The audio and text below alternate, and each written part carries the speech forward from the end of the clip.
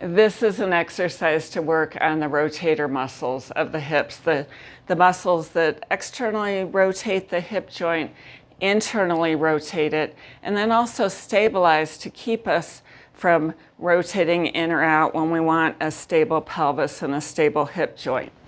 So you are going to come up on your hands and knees and start this exercise in this kneeling position.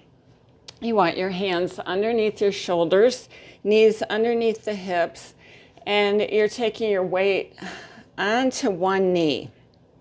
You want to think of lifting through the hip. And if that doesn't really make sense to you, think of sinking down through the hip and then do the opposite. So you are lifting the other leg, abdominals tucked in, rotating the pelvis up and then rotating it down, all while keeping that hip lifted and your femur, your thigh vertical to the floor, perpendicular to the floor. So rotate up and down. So you are getting some external rotation in particular on this side that's moving, but your focus should be on the weight-bearing side. That is where your muscles are really working on internal and external rotation through that hip joint. We'll switch to the other side. Take it up and down. Take a look down and make sure that that leg you're weight-bearing through is perpendicular to the floor. Shoulders are relaxed down away from your ears. Abdominals are engaged. And you've got that pelvis moving through its full available pain-free range.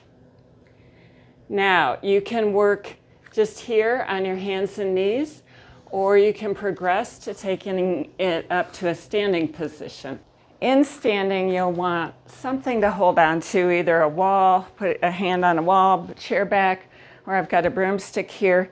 You have with this the added challenge of controlling your lower leg, making sure that you have your foot in alignment, your knee soft, and your entire leg perpendicular to the floor when you bring this up to standing. So you are putting your hand on your hip here to give your brain a little bit of additional input on what's going on at your pelvis and hip joint. So you're leaning forward, shoulders down, abs in, rotating the hip out and in, taking it through that full available range, pain-free, backing off if it starts to pinch somewhere, and just working through what you have here, lifting through this standing hip. And then same thing on the other side.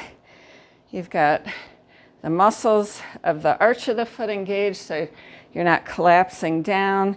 Everything is lifted up, hand on your hip, bringing it forward, tipping up and coming down, taking a look down at your leg to make sure it's perpendicular to the floor, shoulders relaxed, abdominals in,